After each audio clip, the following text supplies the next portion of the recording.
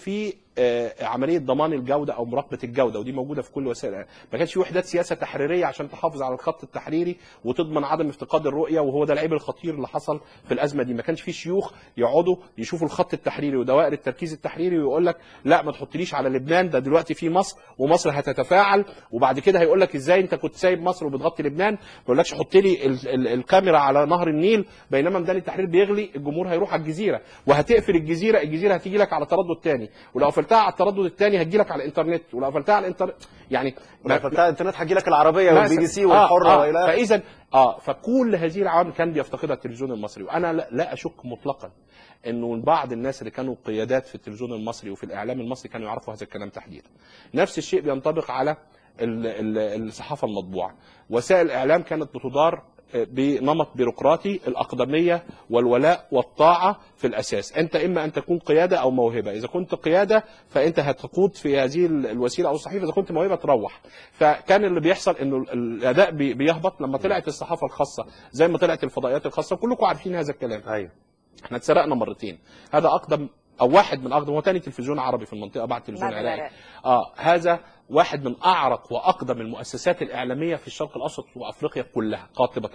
هذا التلفزيون سرق مرتين، مره لما طلعت الفضائيات العربيه التي اصبحت مصدر اعتماد رئيسي للجمهور المصري في القضايا التي تهم القضايا المصريه التي تهمه هو شخصيا، ومره اخرى عندما خرجت بعض الفضائيات الخاصه بموارد ضعيفه جدا وبكوادر مع احترامنا الشديد ليهم، يعني هم اصلا كوادرها خارجه برضو من هذا المكان، فضلا عن اللي راحوا التلفزيونات العربيه او الناطقه بالعربيه برضو خارجين من هذا المكان، وانتم عارفين هذا الكلام. وانا بروح الحره بشوف زميل ليك، وبروح العربيه بلاقي زميل ليك، وبروح البي بي سي وبلاقي زملائكم. للاسف شديد سرق مرتين، مره لمصلحه الخارج ومره لمصلحه القطاع الخاص اللي هو بموارد اقل وبدون كوادر بشريه وبدون خبره وعراقه وبدون براند نيم او اسم تجاري.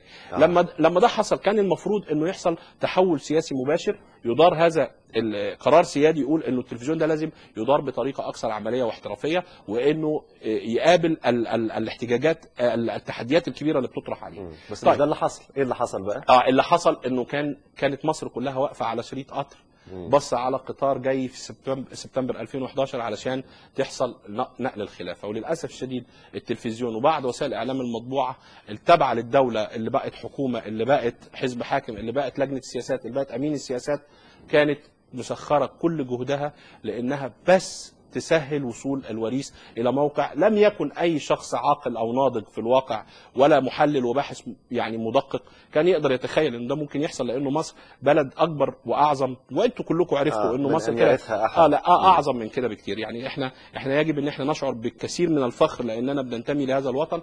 فللاسف كل هذه المنظومه الاعلاميه جيرت نفسها او سخرت نفسها لخدمه هدف ضيق، وانا اسف ان اقول انه ما كانش شريف يعني كمان. يعني واحنا كلنا استخدمنا، احنا كلنا مش انتوا بس، واحنا كمان كل اللي لان دي تلفزيوننا وده ودي جرايدنا، فاحنا للاسف استخدمنا في هذه المساله.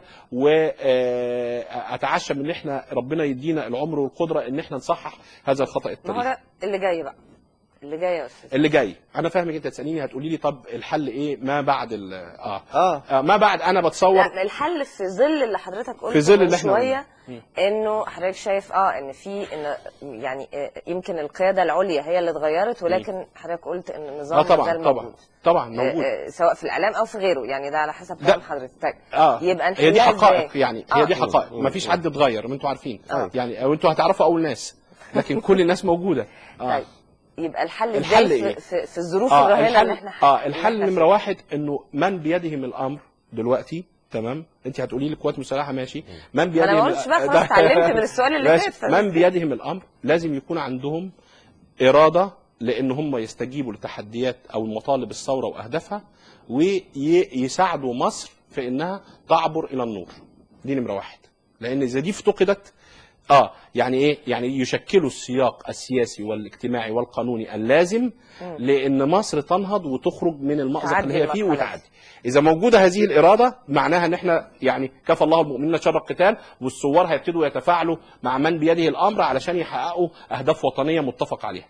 فلما تكون هذه الاراده موجوده، اتصور اول حاجه انه الحكومه التي شكلها الرئيس السابق اللي هو سقطت شرعيته، وبالتالي كل شرعيه استمدت منها تمشي، ويجيبوا حكومه تكنوقراط، ودي مساله سهله وما حدش يقول لي ان هي صعبه وعجيبه. هم يجيبوا راجل محترم ويقولوا تعالى شكل لنا حكومه، ودي اسهل حاجه. ومصر مليئه بالرجال، مصر فيها السلام. يا رجل انا جاي من الشارع، انا كنت ابكي في الشارع، ولاد وبنات، ولاد ناس لابسين كويس واقفين لابسين جوانتيات بتنظفوا مصر.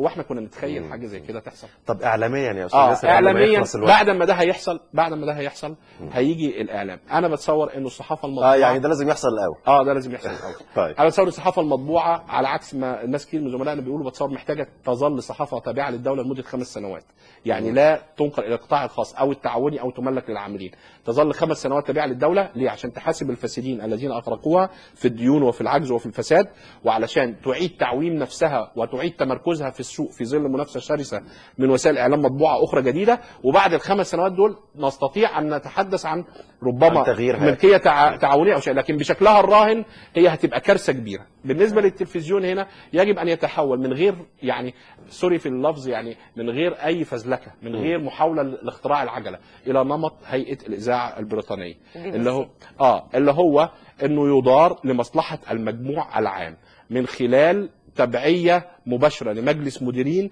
يعين من قبل اللي هو مجلس الامناء، يعين من قبل برلمان منتخب انتخاب حر ونزيه، يعبر عن القوى السياسيه والاجتماعيه اللي في المجال العام في هذا الوقت. ولذلك قلت لك في اول حاجه لازم يكون في اراده للتغيير.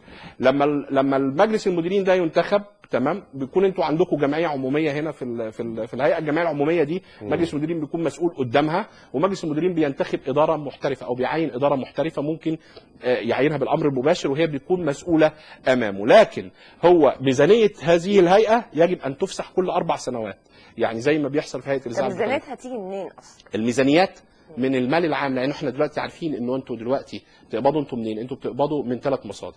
المصدر الاول اللي احنا بندفعه للكهرباء، كل عدد معين من كيلو وات بنستخدمه بندفع عليه 8 مليم، تمام؟ ولما بنيجي نجدد الرخص بندفع فلوس في رخصه الراديو. والمصدر الثالث ان الدوله بتسد العجز في الموازنه عشان تشتروا المسلسلات والافلام والحاجات دي، تمام؟ فالفلوس دي موجوده علشان نمول هذا. الاعلانات موجوده في كل الخدمات اللي بيقدمها التلفزيون المصري ما عدا خدمه الاخبار. خدمه الاخبار تظل بمعزل عن الاعلانات حتى لا تتعرض لاي ضغوط من المعلنين. وانا اتصور ان اي اداره محترفه للتلفزيون المصري في ظل تواضع اجور العاملين وتواضع اجور العاملين بشكل يعني لا يمكن ان حتى في التلفزيون اليمني هتلاقي اجور العاملين اكبر منكم. انا اؤكد لك ذلك، وانا اشتغلت في 14 دوله وعارف انه ما شفتش ابدا يعني الاجور دي. فاذا اللي هيحصل ايه؟ ان انا اقدر اقدم خدمه كويسه جدا، تمام، وهيبقى وانا عندي طبعا يعني انا عندي مبنى رهيب، وعندي الات رهيبه، وعندي معدات رهيبه، وعندي اسم عريق، وعندي كوادر كل العالم بيشهد ليها، موجوده في الجزيره، موجوده في العربيه وفي الBBC وفي الحره وفي اليمن. فاذا اللي هيحصل انه هذه الهيئه هتدار بمنطق هيئه الاذاعه البريطانيه، هيبقى مسؤوله قدام البرلمان المنتخب انتخاب حر، مجلس مديرين مسؤول قدام الجمعيه العموميه، والميزانيه يفصح عنها كل 4 سنوات كلما احس البرلمان ان هذه الهيئه تعبر عن مجموع الشعب المصري وتحقق مصالحه، ولا تنحاز لاحد مقابل احد، ولا تستخدم من قبل جماعه سياسيه معينه لتحقيق اغراض معينه، وتستكمل بنائها المؤسسي، اجراءات توظيف عادله وشفافه، تمام، وبعدين وحدات سياسه تحريريه، وبعدين سلم رواتب محترم، وبعدين عمليات تدريب وتاهيل مستمره، وبعدين رقابه داخليه ذاتيه ممثله في الكواليتي اشورنس يونتس او وحدات مراقبه الاداء والجوده، اللي بناء عليها بتستبعد وبتبقي العناصر وتكافئ المجيدين. وفي الاخر بتصور انه ده كله احنا ممكن يعني نجيبه ونكيفه بشكل او اخر، وبتنشا على هامشها سيلف ريجوليشن بادي او هيئه تنظيم ذاتي معينه، بيكون هذه الهيئه بتاخد رسوم من الصناعه، وبيكون كل اللي بتعمله موجوده في بريطانيا تحت اسم اوفيس فور كوميونيكيشن او اوفكوم او مكتب الاتصالات. بيكون اذا انت اغلطت انا ما بروحش لرئيسك ولا بروح للمحكمه، انا بروح لهيئه الدقه العامه دي اللي بتراقب ادائك واللي بتتمول منك انت شخصيا، يعني زي جهاز حمايه المستهلك. زي جهاز حمايه المستهلك. بقول لهم والله الاستاذ طلع وعمل كذا كذا كذا في الحلقه الفلانيه، فهم بيحققوا فيها، وعندهم اكواد، وعندهم خبراء واكاديميين ومهنيين قدام وشيوخ مهنه، وعندهم قانونيين ايضا، وكل غرضهم هو ان هم يزيلوا الضغوط عن الجهاز القضائي، وفي نفس الوقت يزيلوا الضغوط عن التشاحن المدني بيني وبينك. فانا لما هعرف ان انا في هيئه هروح لها وهتحقق في الاشكال بتاعك، وبعدين تاخد القرارات، والقرارات بتبدا من توجيه اللوم، حفظ الشكوى، او توجيه اللوم، او الزامك بحق الرد والتصحيح، او الزامك بالاعتذار، او تعطيلك عن العمل لمده. ده المانيفستو بتاع BBC. بالظبط يعني بالظبط. ولذلك لما بلاقي واحد يطلع يقول ما تيجوا انا هعمل مشروع، اقول له يعني انت مش اللي اخترع العجله. في ناس هم على فكره هم دلوقتي برضو، بس مش عايز انا اشوش عليكم، هم دلوقتي عايزين يرجعوا، عايزين يحلوا الموضوع ده. يعني هو استنفذ اغراضه بالنسبه لهم، بس بقى عندهم مجتمع مدني وقطاع خاص ممكن قوي ان هو ينشئ وسائل اعلام تستطيع ان تلبي احتياجات الجمهور، وان تخضع للاكواد المهنيه، وان تحترم مواثيق الشعب. والله احنا هنبقى اول ناس سعداء لو حصل اللي حضرتك بتقوله ده، مفيش شك.